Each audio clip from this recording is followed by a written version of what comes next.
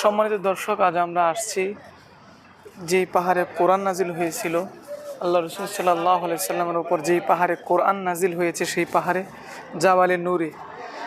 এই পাহাড়টা অনেক উঁচু।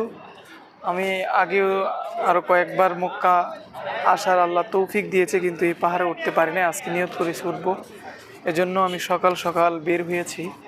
আমি আপনাদেরকে দেখাবো ইনশাল্লাহ যে কিভাবে পাহাড়টাতে আমি উঠবো ইনশাল্লাহ। আল্লাহ যদি তৌফিক দান করে ইনশাল্লাহ আমি দেখাবো।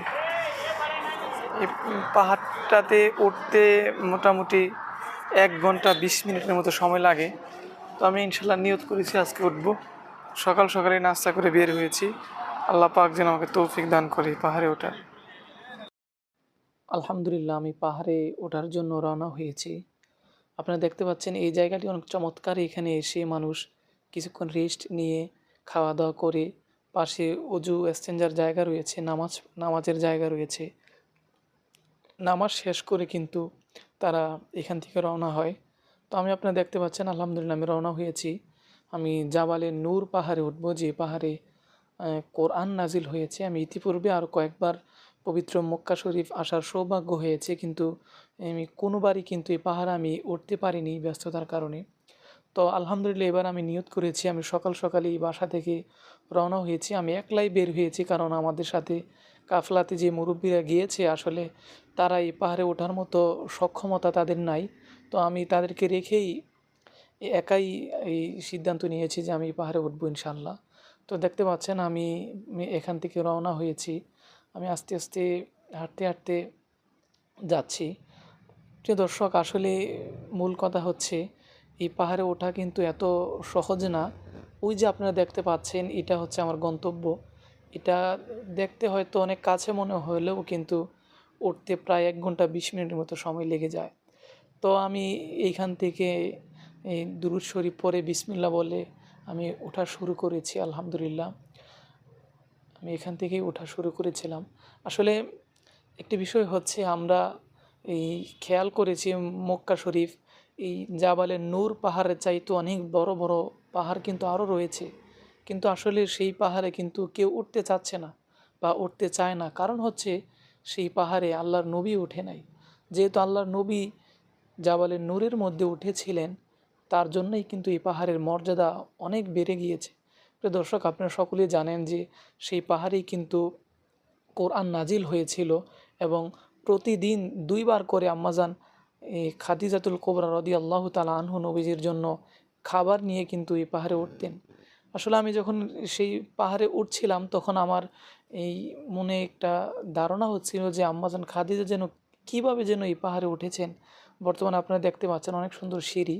আমি নিচ থেকে অল্প একটু ওঠার পর আপনাদেরকে যদি একটু দেখাই, এই যে নিচ থেকে আমি মাত্র অল্প একটু উঠেছি।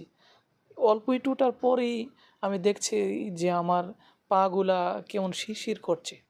কিন্তু আম্মাজান খাদিজাতুল কোবরা রাদিয়াল্লাহু তাআলা আনহু, তিনি যখন আমার প্রিয় নবী হজরত মুহাম্মদ মুস্তাফা সাল্লাল্লাহু আলাইহি সাল্লামের জন্য খাবার নিয়ে আসতেন, তিনি যেন কীভাবে আসতেন। দর্শক, আসলে এত বড় ভিডিও আমি আসলে আপনাদেরকে দেখাতে পারছি না। সেজন্য আমি একটু ভিডিওর স্পিডটাকে অনেকটা বাড়িয়ে নিয়েছি, যেন তাড়াতাড়ি আমি ভিডিওটা শেষ করতে পারি। আসলে আমি কোনো জায়গায় থামিনি, তারপর আমার সময় লাগছে প্রায় আপনার এই 50 মিনিটের মতো সময় লেগেছে আমি সেই পাহাড়ে উঠতে। তো কিছুক্ষণ ওঠার পর এটা হচ্ছে একটি আপনারা বলতে পারেন একটি দোকানের মতো, যেখানে ঠান্ডা পানি, কিছু খাবার সেখান থেকে নিয়ে আবার আপনি রওনা হতে পারবেন। তো আমিও আলহামদুলিল্লাহ আবার রওনা হয়েছি। প্রিয় দর্শক, আসলে এই দিক দিয়ে কিন্তু গাড়িগুলো আসতে পারে। 200 থেকে 250 মিটার পর্যন্ত কিন্তু গাড়িতে ওঠা যায়। তো কেউ চাইলে গাড়ি নিয়েও আসতে পারে। তো সে 200 থেকে 250 মিটার পর্যন্ত গাড়ি দিয়ে উঠতে পারে। মূলত পাহাড়ের উচ্চতা হচ্ছে আপনার 1000 ফিট উচ্চ এই পাহাড়টি। আসলে আমি এত লম্বা ভিডিও, সে কারণে আমি ভিডিওর যে স্পিড আছে এই স্পিডটাকে অনেকটা বাড়িয়ে দিয়েছি, প্রায় 1000-এর মতো বাড়িয়ে দিয়েছি, যেন আমার সময়টা কম লাগে। আপনারা দেখতে থাকুন। আমি যখন এই পাহাড়ে উঠছিলাম, আসলে অনেক দেশের মানুষের সাথে আমার কথা হয়েছে। অনেক দেশের মানুষের সাথে আমার কথা হয়েছে এবং অনেক কিছু আমি দেখতে পেয়েছিলাম। আসলে ছোট ছোট বাচ্চারা সেখানে পানি নিয়ে দাঁড়িয়ে থাকে, তারা পানি বিক্রি করে। দেখে আমি নিজেকে অনেকটাই অসহায় ভাবছিলাম যে কিভাবে সম্ভব? আসলে এত ছোট ছোট বাচ্চা কিভাবে পানি নিয়ে উঠতে পারে? আপনি দেখতে পাচ্ছেন এগুলা শরবতের দোকান। ২ রিয়াল করে কিন্তু তারা ১ গ্লাস শরবত বিক্রি করে।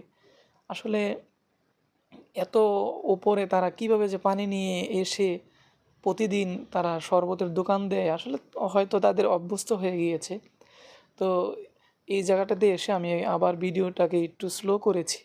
আপনি দেখতে পাচ্ছেন আসলে এই জায়গাগুলোতে যখন আমি উঠছিলাম, আমার পাগুলা কাঁপছিল কিভাবে যে উঠবো। তো আল্লাহ পাক, আল্লাহর অশেষ রহমতে আমাকে ওঠার তৌফিক দান করেছেন। প্রায় আমি পাহাড়ের চূড়ার মধ্যে এসে পড়েছি। এখানে কিছু দোকান, আপনার বিভিন্ন দেশের মিশর, মাছরি কিছু লোকে এখানে কিন্তু দোকান দিয়ে রেখেছে। আপনি দেখতে পাচ্ছেন আমি আলহামদুলিল্লাহ মূল যে এই পাহাড়ের যে চূড়া, প্রায় ১,০০০ ফিট উপরে কিন্তু আমি আলহামদুলিল্লাহ এসে পৌঁছেছি। এখান থেকে মক্কার যে শহর আপনারা দেখেন কেমন দেখা যাচ্ছে মক্কার শহরটাকে। এইখানে মূল চূড়ার মধ্যে কিছু মানুষ নামাজ পড়ে। প্রিয় দর্শক, আল্লাহ রসুল সাল্লাহ আলি সাল্লামের উপর যেখানে কোরআন নাজিল হয়েছিল সেই জায়গাটা কিন্তু আরেকটু নিচে, মানে সর্বপ্রথম একদম আপনাকে চূড়ায় উঠতে হবে, উঠে আবার সিঁড়ি দিয়ে আরেকটু ওই পাশ দিয়ে নেমে তারপর সেই জায়গাটাতে কিন্তু যেতে হবে। অনেক মানুষ সেখানে আমি দেখেছি নামাজ পড়ছে, অনেকে আবার দাঁড়িয়ে দাঁড়িয়ে নবীকে সালাম দিচ্ছে। আমি স্বচক্ষে দেখেছি এবং শুনেছি কিছু মানুষ কিন্তু সেখানে দাঁড়িয়ে নবীকে সালাম দিচ্ছে। তো দর্শক, এই যে আপনারা দেখতে পাচ্ছেন এই জায়গাটা হচ্ছে সেই জায়গা। আমি একদম চূড়ার মধ্যে উঠে তারপরে একটু ভিডিও করেছি। সেই জায়গাটা আপনি দেখতে পাচ্ছেন। এটাই সেই বরকতময় স্থান যেখানে আল্লাহ রসুল সাল্লাহ আলি সাল্লামের উপর কোরআন নাজিল হয়েছিল। আমি একদম কাছ থেকে সেই জায়গাটাকে যদি আপনাদেরকে একটু দেখানোর চেষ্টা করি, এই যে আপনারা দেখতে পাচ্ছেন এই যে এই জায়গাটা দিয়ে কিন্তু আমার নবী, আপনার নবী হজরত মোহাম্মদ মুস্তফা সাল্লাহ আলি সাল্লাম নামাজ পড়তেন। সকলে ভালো থাকবেন, সুস্থ থাকবেন। আসসালামু আলাইকুম ওয়া রাহমাতুল্লাহি ওয়া বারাকাতুহু।